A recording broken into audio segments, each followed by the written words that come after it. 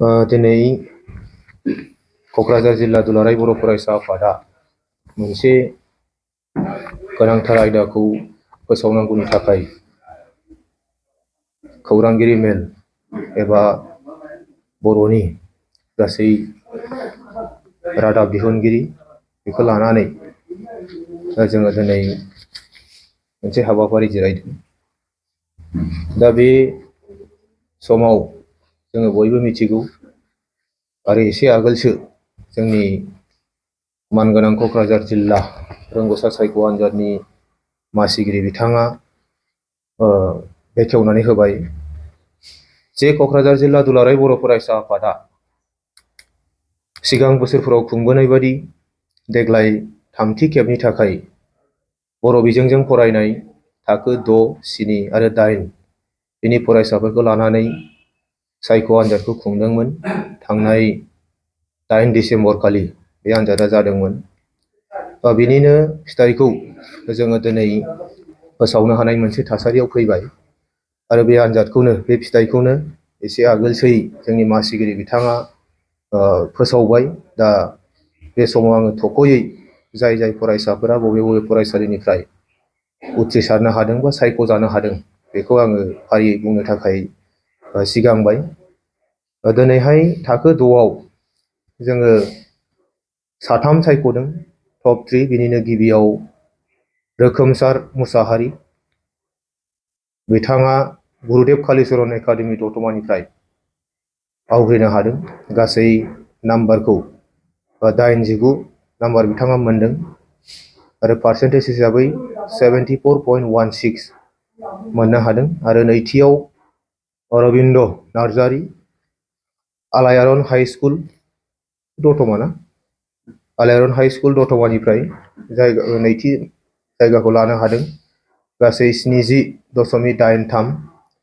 आरो थामथियाव Rinki Basumatary, Banargaon high school, बेखौ जोङो बनरगाव होनाय जादोंमोन, नाथायबा बिनि गुबै फरायसालिया लाइमोनसोरां बनरगावनिफ्राय गासै 67.5 जौखोन्दो मोननो हादों। आरो दिनैहाय क्लास 7 हिसाबै सेथियाव जायगा आवग्रिनो हानाय फरायसायानो जाबाय हनि बरगयारि, थिथागुरि हाइ स्कुलनिफ्राय गासै 70.83 जौखोन्दो।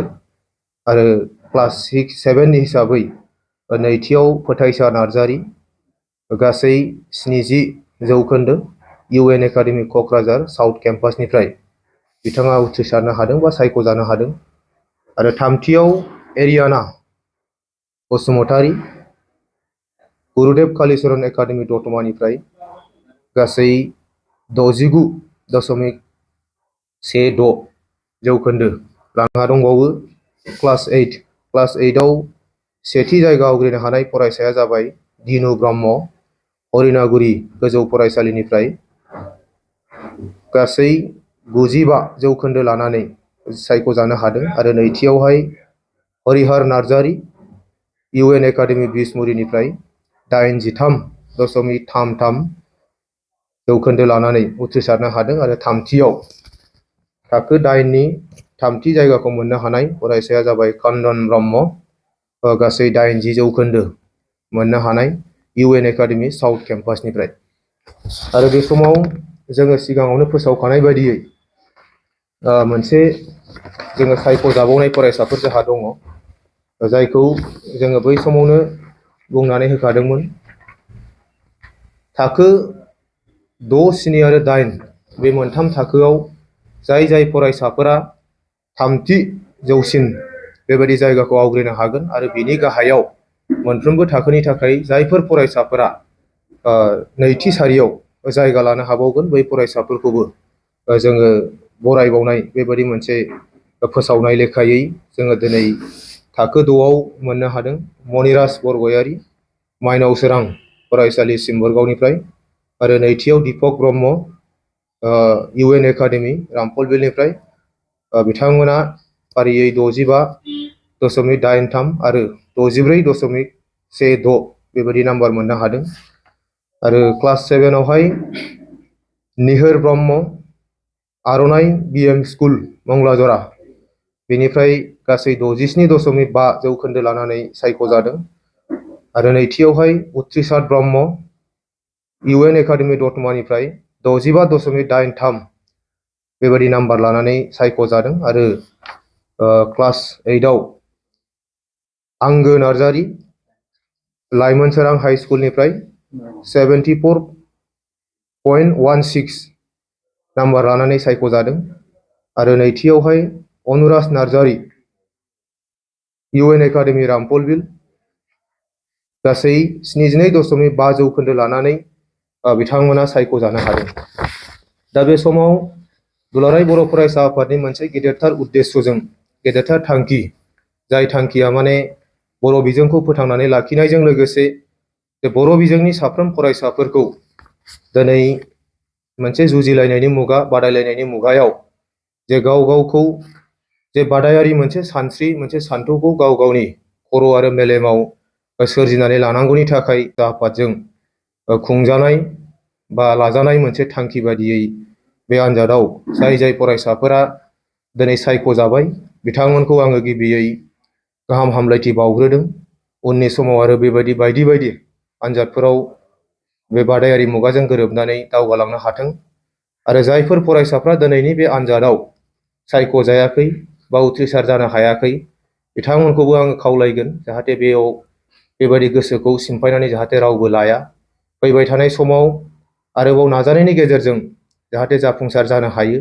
दिनै हायाखैब्लाबो बा दिनै सायख'जायाखैब्लाबो गाबोन सायख'जानाय बा बेबायदि मोनसे बादायनाय सानस्रि आरो गोसोखौ जाहाथे सिमफायनानै लायालासे फैबाय थानाय जिउआव जायखिजाया बेबायदि आन्जादफोरानो जा, जायखिजाया मोनसे चेलेन्जिं बेबायदि मोनसे थासारियानो जा, बेखौ जुजिलांनो हाथों बेखौ खावलायबाय।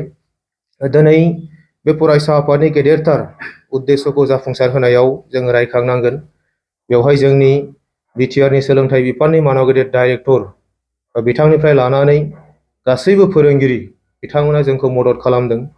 आरो गासैबो बिमा बिफा, फरायसाफोरनि गार्जेन बिथांमोना जोंखौ मदद खालामनायनि जोहै जोङो दिनै बे आन्जादखौ क'क्राझार जिल्ला हिसाबै थामथि खेबनि थाखाय खुंनो हाखांबाय। आरो थामथि खेबनि जे आन्जादनि फिथाइ बेखौबो फोसावनो हाबाय।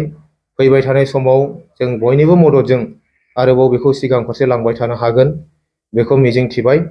आङो फोसावखानो लुबैदों दिनै जेनाखि फरायसाफोरखौ जोङो दिनै सायख'बाय, दा बे फरायसाफोरखौ जोंहा बरायनाय मोनसे हाबाफारि जागोन।